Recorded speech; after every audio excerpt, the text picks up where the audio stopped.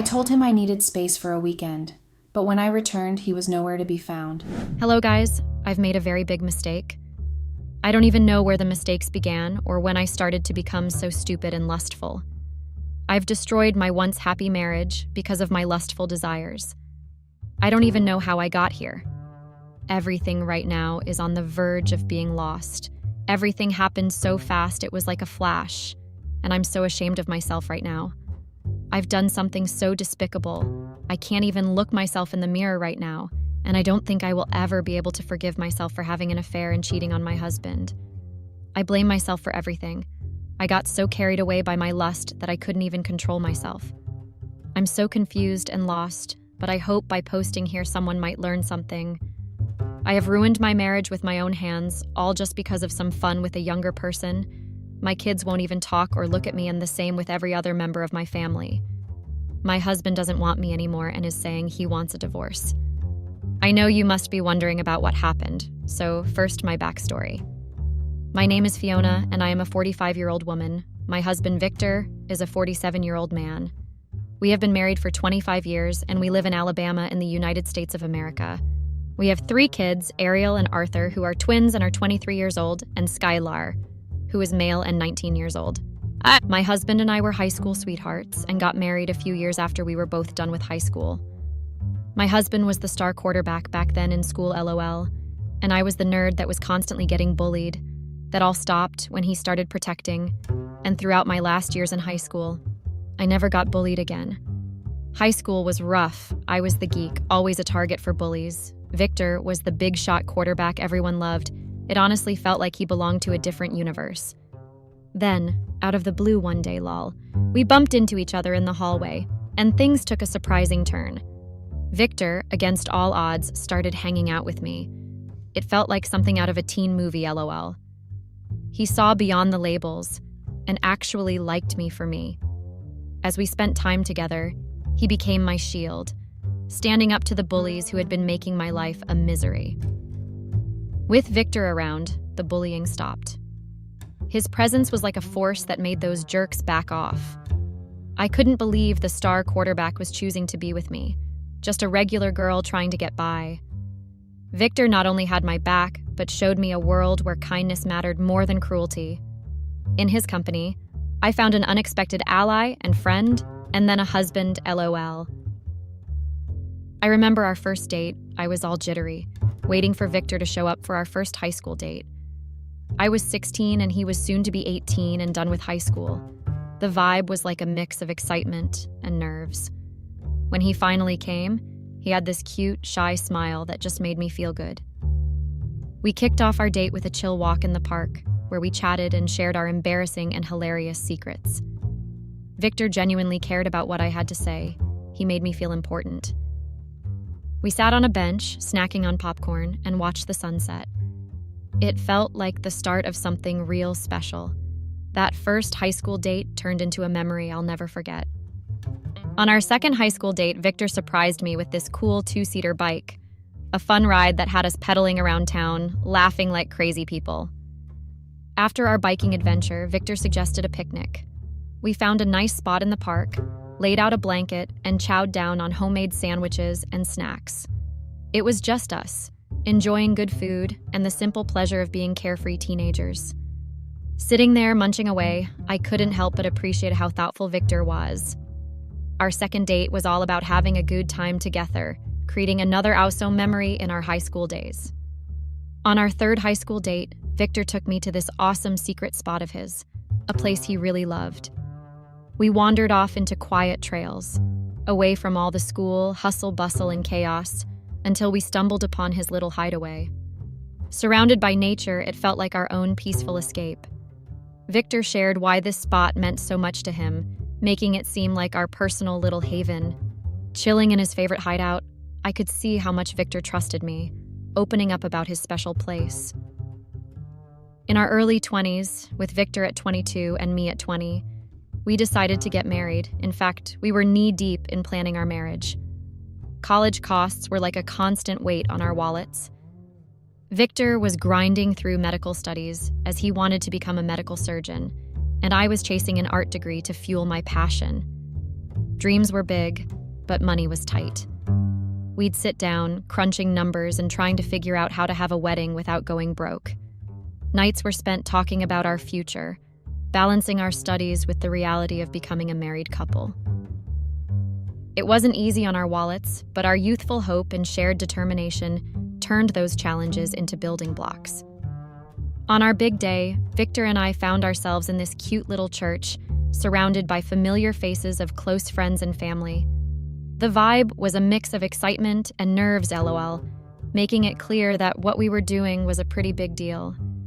Walking down the aisle, emotions hit me like a truck. The simple setting of the church didn't take away from the fact that this moment was huge. It just made everything feel real and genuine. The church, with its modest decorations, perfectly matched the essence of our love, straightforward but deep. With our favorite people around, you could feel the joy and support in the air. Yeah, nerves were there too, like a bunch of butterflies having a party in my stomach. Totally normal given the promises we were about to make. Standing up there with Victor, looking into his eyes, I felt at ease.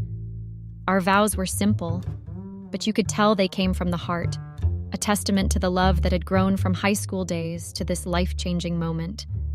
The party afterward was a blast. Lots of toasts, laughter, and good times with the folks who've been with us through it all. Our wedding day might not have been some grand affair, but it was rich in real emotions. Years later, and we were at such good places, we graduated, and Victor is now a very successful medical surgeon. Too successful, I'd say. He always has to be on call and available regardless of the day and time. That has been affecting our relationship as he doesn't even have time for me anymore. As for me, even though I got my art degree, I never really used it, as I chose to be a stay-at-home mom, SAHM. I chose to stay home and take care of the kids while Victor went out and worked. Besides, after Victor's dad died, he left Victor a sizable inheritance, so we weren't struggling at all. Financially, we were in a very good place. Victor had everything set up. In case he did retire, so we wouldn't go broke or anything, he didn't even need to work, but he still kept working, because the hospital needed him and he loved his job. He also made sure a trust fund and college fund was set up for all our kids, so all in all, we're in a very good place. Emotionally, though, it had been a while since Victor and I had a time to ourselves or were even intimate. Our marriage life was suffering as he didn't have any time for me. I guess I should have just talked to him, but I was so desperate for any atom of affection that I went ahead and cheated. I met Charles at the grocery store. Yes, a grocery store. I was done shopping for provisions and was on my way to checkout when I bumped into him, LOL, like the way I had bumped into my husband back then in high school. Charles was young. He looked like he was only a few years older than my eldest kids, Ariel and Arthur, and he was very handsome. He apologized to me and offered to help me carry my stuff to checkout and then to my car, but I refused. Again, he offered to help pay for my stuff, but I refused since he hadn't caused me or the stuff I bought any harm by bumping into him. I then checked out and left, but he kept following me. He told me his name was Charles, and I introduced myself. It was obvious he was trying to flirt with me, so I told him my age and that I was way older than him. He told me that he didn't mind as I was beautiful. Now I know that I am beautiful, and I get complimented a lot about it. Also, people sometimes tell me that I look a lot younger than I actually am, which is understandable since I take good care of my skin and work out to keep in shape. But just hearing it from someone as young as Charles made me feel happy. Also, because of the emotional distance between me and my husband as a result of his work, I was feeling emotionally staffed for attention. I smiled and thanked him, but still I told him I was married. Charles told me that he didn't mind as he just wanted to be friends.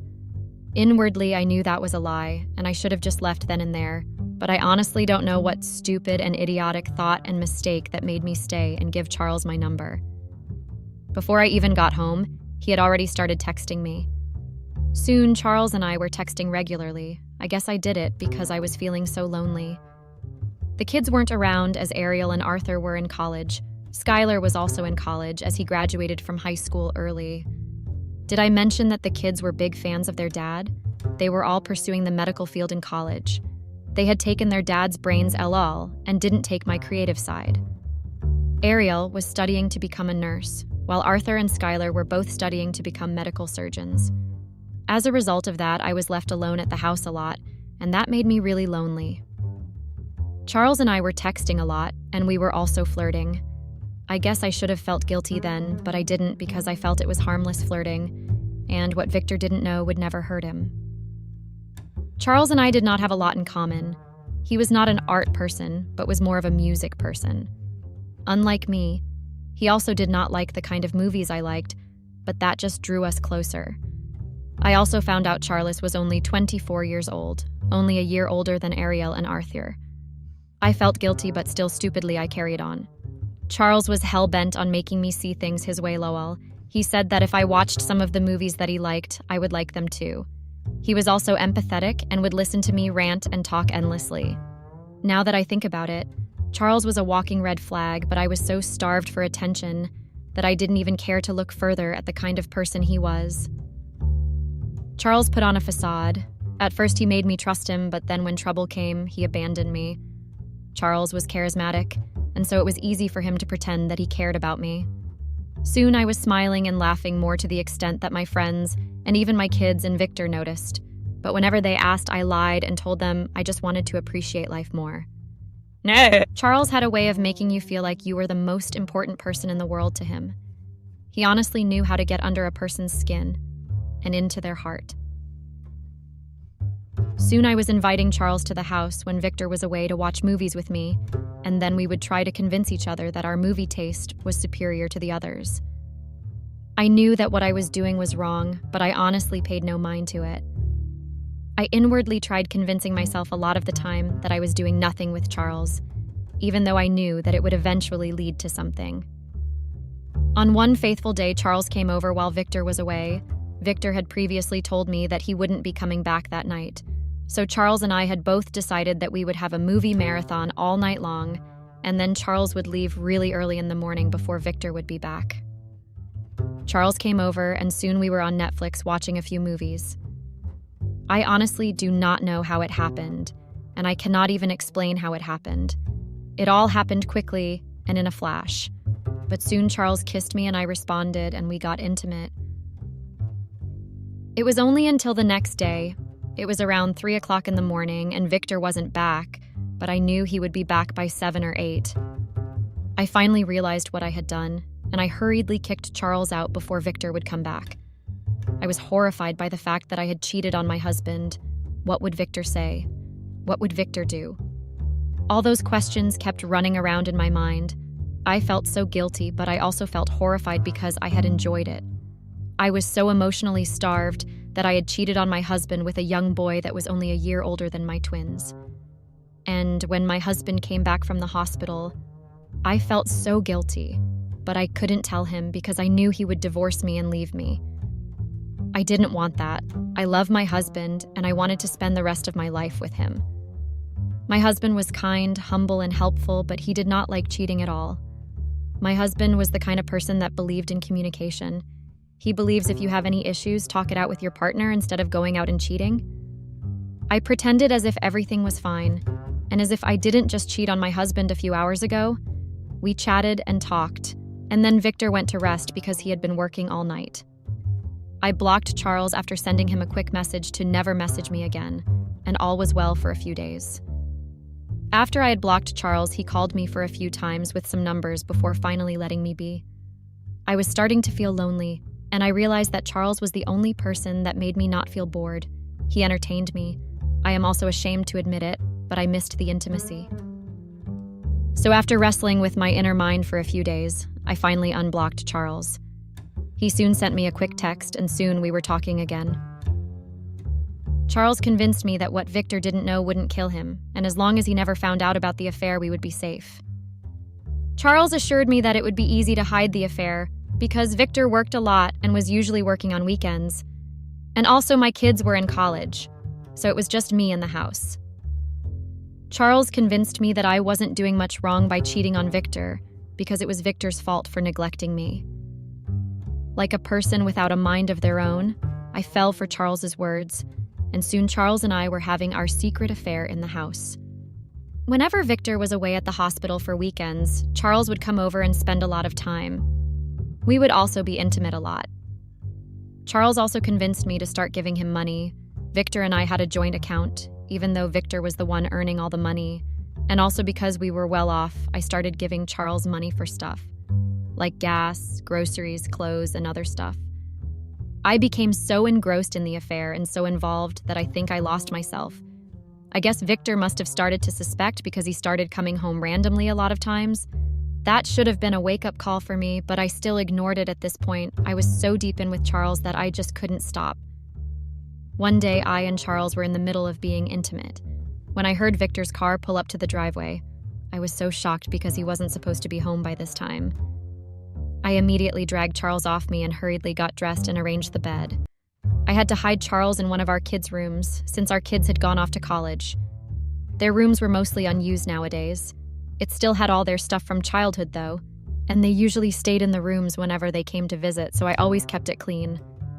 Thankfully, Victor didn't even think to check the kids' room, and I guess he didn't want me to know he was suspecting me, so he acted Norma and stayed home all throughout the day.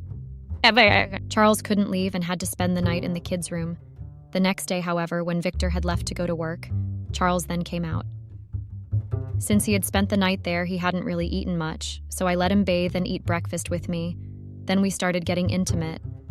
That was where I made such a huge mistake, you see. I should have just sent Charles home after having breakfast with him instead of getting intimate with him again. I guess Victor must have really suspected me because he came right back to the house and caught me and Charles right in the act of getting intimate. Have you ever seen your life flash right before your eyes? That is what happened to me the moment Victor dashed into our matrimonial bed and caught me and Charles together intimate. I immediately, on an impulse, hurriedly covered myself with the bedsheets and then started crying. Charles' clothes were on the floor, so Victor grabbed them and refused to give them to him, and then kicked Charles out naked. I just watched everything unfold, realizing that I had ruined my life. Victor didn't even scream at me, and I guess that was what horrified me the most. I wanted him to have a reaction, to say anything to me, to scream at me, to ask me how could I. I just wanted him to have a reaction, but he did not. He threw Charles' clothes in the trash and then left the house, even though I kept calling him to come back to let me explain. I cried for hours on end. What had I done? I had ruined my life, and there was no going back from here. My life was gone. My marriage that I have struggled so hard to build was gone. I knew that there was no way Victor would forgive me. I had scarred him for life. Victor was going to leave me, and I knew that I would go down. I had no source of income on my own, no assets. Suddenly, I regretted the decision I made to be a stay-at-home wife all those years. Victor didn't even waste time in broadcasting what I had done. I was even more horrified by the way he had told everyone about my betrayal and cheating. I got a notification on my phone that Victor had added me to a group chat on WhatsApp with my family, our friends, and his family. It was as if I had a premonition of what he was about to do. I tried calling him hurriedly, but he refused to pick up. Then he posted screenshot of my messages with Charles, and then did a voice note about how he had come into the house and caught me and Charles in the act. My phone started buzzing. Everyone was blowing up my phone. I was getting text messages about how I could have done something so horrible and about how I had ruined my marriage. My parents were so disappointed, my friends were disappointed and shocked, and Victor's family was enraged. I guess Victor didn't want our kids to find out by someone else telling them, so he called them and told them. I only know that because soon after my kids were calling me. At first, I was too scared to pick, but I knew my kids. If I didn't pick, they would come over to the house, and facing them in person would be even more horrifying than talking to them on the phone. So I picked up the phone. My kids were so shocked, they were so disappointed in me. I tried to give them an excuse. I tried to tell them about how I was so lonely, and that's why I did it, but they weren't hearing it. They told me why I haven't talked to them. They told me that Victor had been planning to retire soon, and that he would have all the time in the world. Safe to say I had ruined my life. My kids didn't want to talk to me anymore. My family, and even Victor's family, were enraged at what I had done, as they thought Victor and I were happy together. I tried calling Victor multiple times, but he wouldn't pick up, so I sent him a lot of texts, explaining why I did it, apologizing, and telling him I had felt so lonely, but Victor would hear none of it. He told me he knew how lonely I was, and that he had been planning to retire. But he hadn't told me because he had wanted it to be a little surprise. I couldn't believe my ears. He also told me that he had been suspecting that I had been cheating on him, and that was why he started coming home randomly. He told me he gave me only a few days to pack my stuff and leave his house. and that he would come to give me divorce papers to sign. I had to pack up and go to my parents' house because even though they were very angry at me, they would never abandon me in my time of need. As for Charles, he blocked me, and I cannot even reach him. It is as if he never existed in the first place. I know what I did was wrong, and I am regretting it. I will continue to regret it for the rest of my life. But I am hoping that by posting here, someone might see this and learn a lesson from my mistake. Thank you all for listening.